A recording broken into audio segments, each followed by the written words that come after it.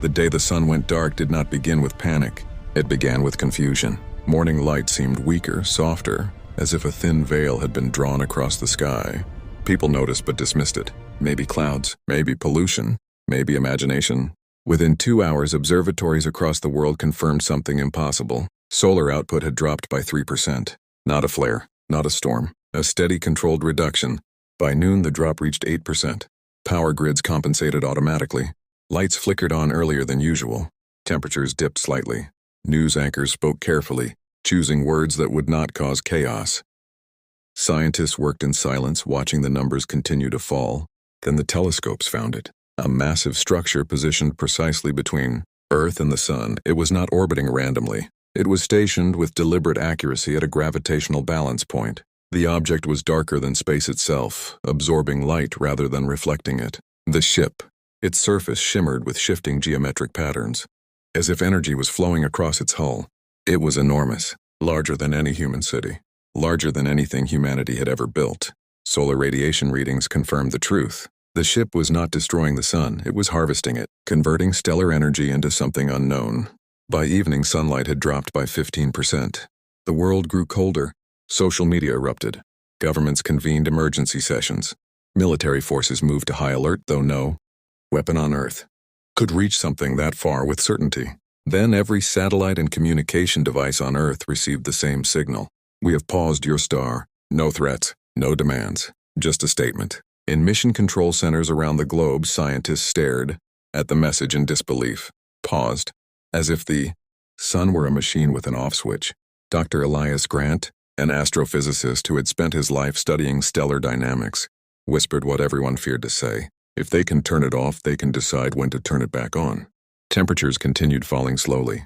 Oceans retained heat for now, but forecasts projected catastrophic freezing within weeks if the dimming continued. Elias noticed something unusual in the data stream coming from the ship. It was analyzing Earth, mapping transmissions, tracking energy usage, observing population density. It was studying humanity. Another message arrived: assessment in progress. The world realized this was not random. This was deliberate. An evaluation. If you are already feeling the tension of what is unfolding and want to know whether the sun will ever return to full power, make sure you subscribe to my channel so you do not miss the next chapter of this story. The situation is only beginning to escalate. As night fell, city lights illuminated continents and artificial constellations. Above them, hidden in the darkness, the ship held the fate of the sun in its silent grasp, do nothing but wait. By the second day, the world had settled into an uneasy rhythm.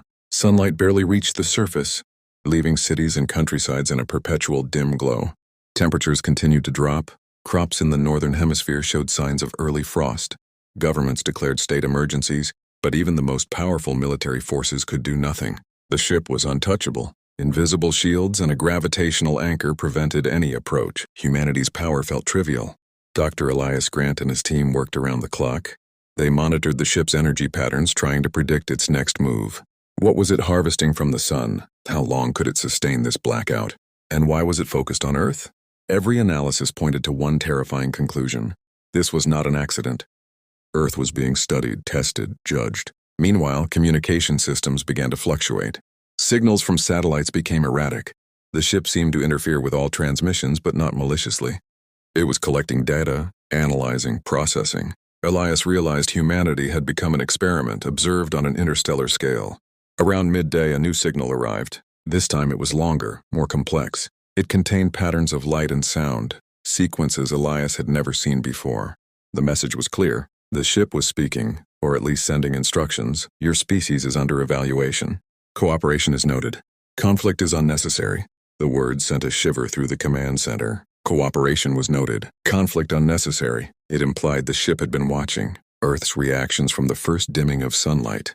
Panic, military maneuvers, even the silent waiting of civilians. It had calculated, observed, and drawn conclusions. Elias suggested an idea. Perhaps humanity could respond not with weapons, but with proof of intelligence and unity. A global broadcast was prepared. Scientists, artists, and leaders collaborated to send images, music, and knowledge into space. It was a message of resilience, of culture, of life itself. The broadcast was transmitted using every possible frequency. It contained mathematical proofs, scientific theories, stories of human history, music of every culture. and images of Earth's natural wonders. It was an offering of humanity, meant to show not threat but value. Hours passed in anxious silence, and then the ship responded. Its energy absorption decreased slightly. More light reached the Earth, temperature stabilized. It was subtle, almost imperceptible, but unmistakable. Your potential is acknowledged. Observation continues. The ship had noticed. It had recognized intelligence, creativity, and adaptability. Humanity had passed a test it had not known existed, but the ship had not yet revealed its final judgment. Motivated by how humanity faces a cosmic observer and want to see whether Earth survives. The next stage of evaluation? Subscribe to my channel now. You will not want to miss the conclusion of this story. As night fell over the planet, cities glowed under artificial light. But for the first time in 48 hours, people felt hope. The sun's return seemed possible. Yet the ship remained above them, vast and silent, holding the power to decide the fate of the world. By the third day, Earth's population had adapted to the dim light. But tension hung thick in the air. Humanity had learned to survive on reduced sunlight. But the fear of the unknown remained. The ship loomed above, an immense shadow between Earth and the sun, observing silently. Every human action, every movement of energy, every signal had been recorded, analyzed, and stored. Dr. Elias Grant watched the latest data streams with growing realization. The ship was preparing something. Its energy field was shifting, forming a pattern he had never seen in any natural phenomenon. It was not attacking, but every indicator suggested it was ready to make a final assessment. The world held its breath. Then a new signal arrived. It was brief, yet clear in meaning. Final evaluation complete. Earth may continue. Elias read the words aloud to the team. Relief washed over the room, but it was cautious. Earth had survived the initial judgment, but the ship still loomed, and its final instructions were unclear. It had not destroyed humanity. It had allowed the sun to shine again, though dimly at first. Light slowly returned, strengthening over hours, bringing warmth back to cities and farmlands. But the message carried an unspoken warning. Observation would continue. Any signs of self-destruction or misuse of resources could bring new interference. The ship had not come to conquer. It had come to measure. And now humanity had passed the first test. Across the globe, people emerged into the streets, marveling at the sun's return. The world had changed. Societies had coordinated like never before. Nations had collaborated in ways thought impossible, and individuals had found hope in unity. Humanity had demonstrated resilience, creativity, and intelligence. For the first time, it felt small and powerful at once. Elias suggested a global reflection. Messages were sent into space again, not as a plea, but as an offering of gratitude and understanding. Humanity's knowledge, art, and science were shared openly, acknowledging the observer above. The ship, enormous and silent, seemed to accept this gesture.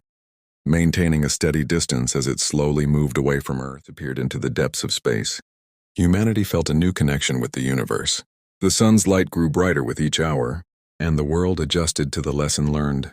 Civilization had survived not through weapons or domination, but through intelligence, cooperation, and adaptability. If you have enjoyed following this incredible story and want to see more epic tales of humanity facing the unknown, make sure to subscribe to my channel. Subscribing helps ensure you don't miss the next chapter of suspense, mystery, and cosmic adventure. Dr. Elias Grant stepped outside at sunset, feeling the warmth of the sun on his face. He realized something profound. The universe was larger than anyone had imagined, and humanity's place within it was still uncertain. Yet for the first time, there was hope that intelligence, courage, and unity could earn respect beyond the stars. The ship had turned off the sun and tested humanity. It had observed fear, resilience, and ingenuity, and in the end, Earth survived. Humanity had learned a vital lesson. The universe was watching, and what it saw mattered. The sun shone once more, brighter and warmer, as the world looked up, aware that this was only the beginning of a new era.